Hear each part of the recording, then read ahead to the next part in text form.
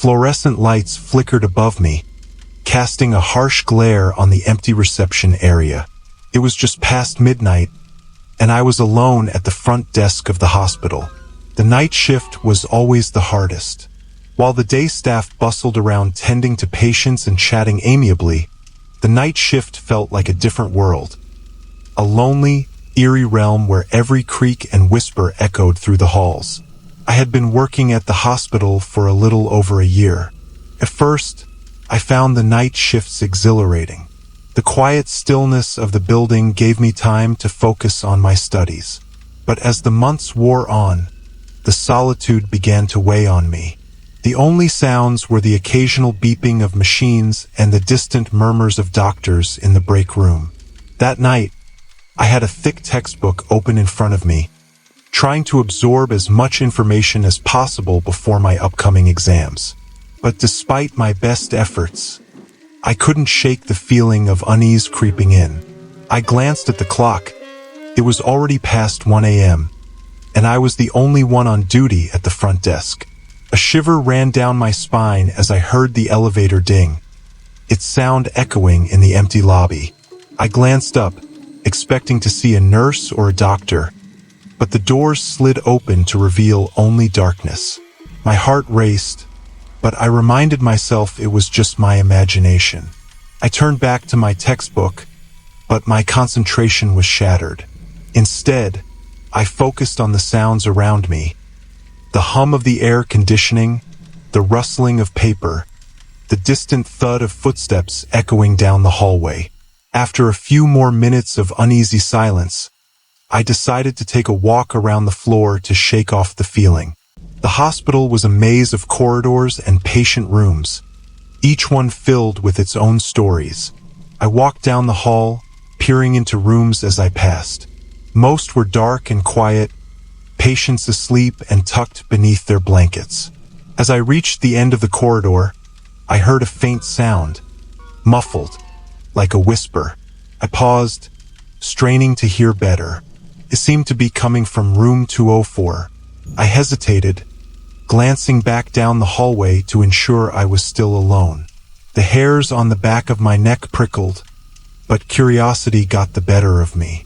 I approached the door and pressed my ear against it. The whispering grew clearer, though I couldn't make out any words. I gently knocked, half expecting a nurse to answer, but there was only silence. The air felt thick with tension. After a moment's hesitation, I opened the door a crack, peering inside. The room was dimly lit, the only light coming from a small lamp beside the bed. An elderly woman lay there, her eyes wide open and fixated on the ceiling. I stepped inside, concern washing over me. "Ma'am," I said softly, "are you okay?" She turned her head slowly, her gaze locking onto mine. "They're coming for me," she whispered, her voice barely audible. "They've been watching." I frowned, my heart racing. "Who's been watching?"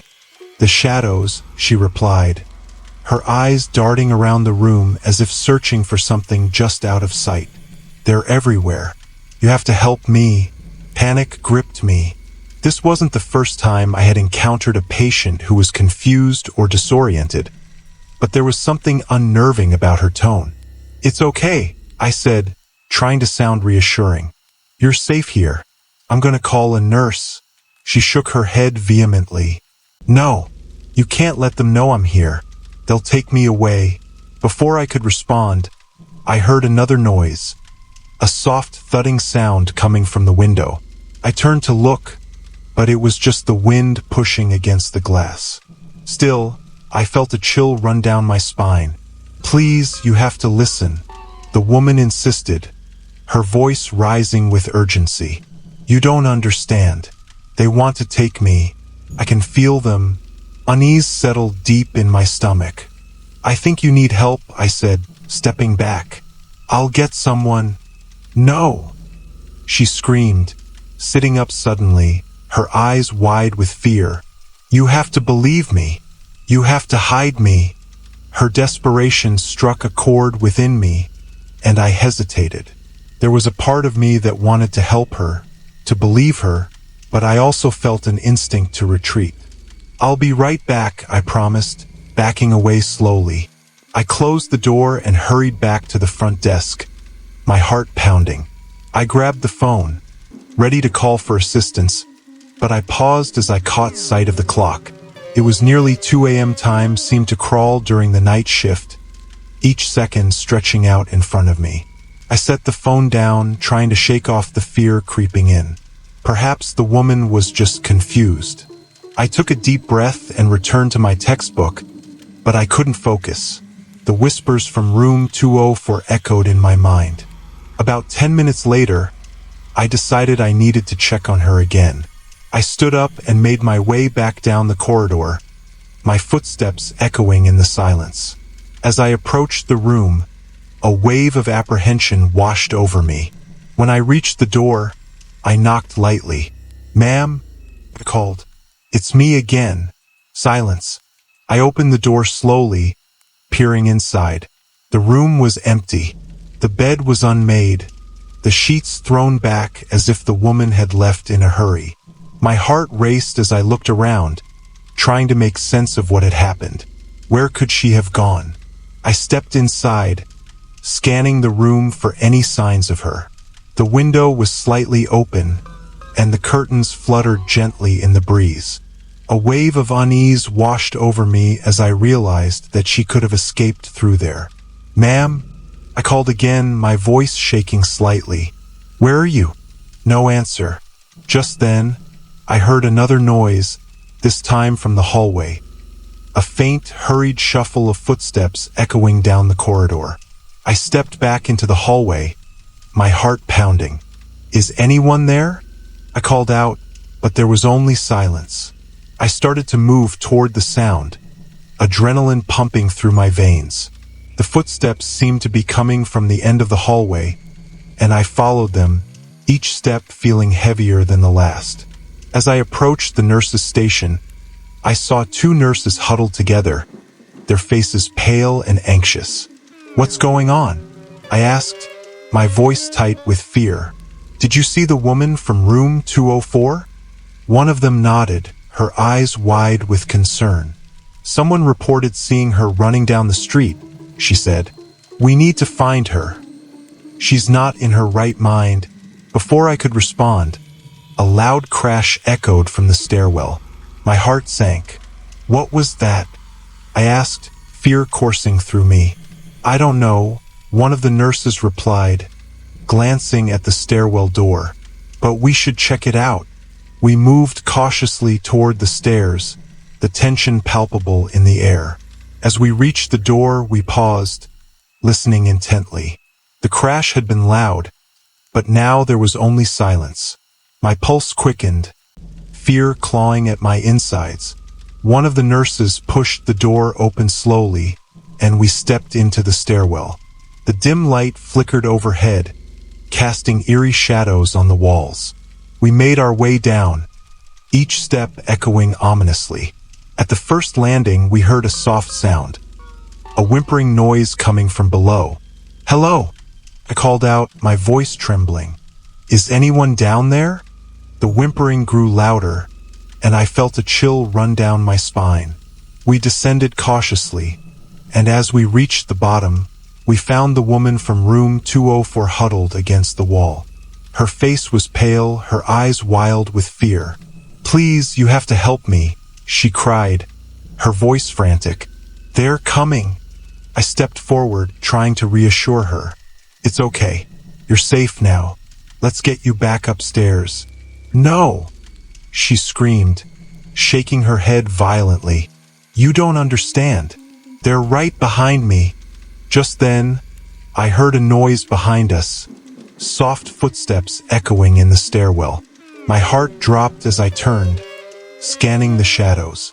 I felt a sense of dread creeping in, an ominous feeling that something was lurking just out of sight. "Stay back," I shouted, trying to sound brave. The footsteps grew louder, coming closer. I glanced at the nurses, who looked just as terrified as I felt.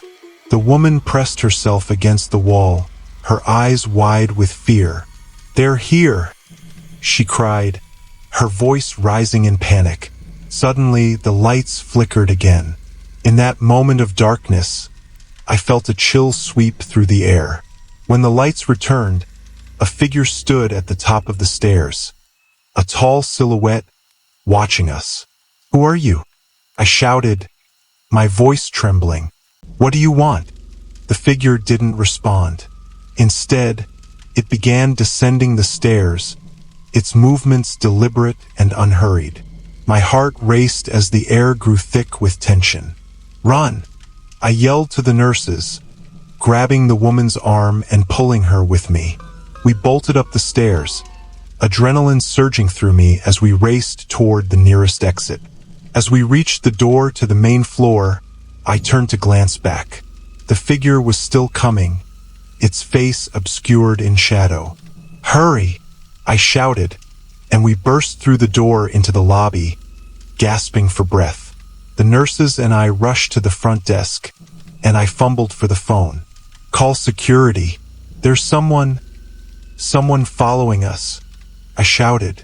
Before I could make the call, the figure stepped through the door behind us. Under the fluorescent lights, I finally saw its face. A man, calm and composed, but with an unsettling presence. "Please," he said, his voice low and smooth. "I just need to talk to her. I'm a friend. Get away from her," I shouted, stepping in front of the woman. "You're not taking her anywhere." The man's gaze flicked between us, a smirk playing at the corners of his lips. "You don't understand. She's in danger. I'm trying to help." I shook my head, my heart racing. "You need to leave. This isn't a game." Just then, the sound of footsteps echoed in the hallway. The man's demeanor changed, and for a moment, I saw fear flicker across his face. He stepped back, glancing toward the entrance as a security guard approached. "Everything okay here?" the guard asked, eyeing the man suspiciously. The man hesitated. "Just a misunderstanding," he said smoothly. "I'll be going now." He turned and walked away, but I didn't trust him.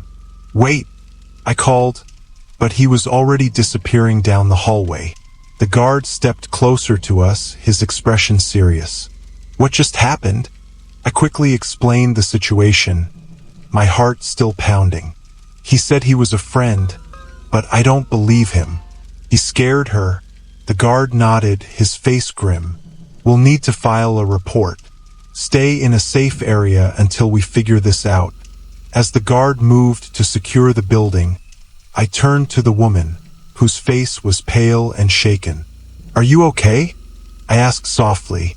She nodded slowly, though fear still lingered in her eyes. "I'm sorry," she whispered. "I didn't mean to cause any trouble." "It's okay," I assured her. "You're safe now. We're going to make sure of it." As the night wore on, exhaustion and adrenaline coursed through me in equal measure. The encounter with the man had shaken me to my core, and I knew I wouldn't forget it easily. The nurses stayed by my side, their presence a small comfort as we tried to make sense of what had happened. The woman from room 204 remained quiet, her gaze distant but no longer frantic. I could tell the ordeal had left her drained, but the fear in her eyes hadn't entirely faded. Eventually, the first rays of sunlight began to creep through the hospital windows, casting a soft glow that felt almost like salvation. With the arrival of the day shift staff, the once eerie quiet of the hospital gave way to the familiar bustle of voices and movement. The heavy weight of the night began to lift. As I clocked out and stepped into the cool morning air, I took a deep breath, letting it fill my lungs and chase away the lingering tension. For a brief moment, I felt relief. Relief that the night was over and that daylight offered some semblance of normalcy.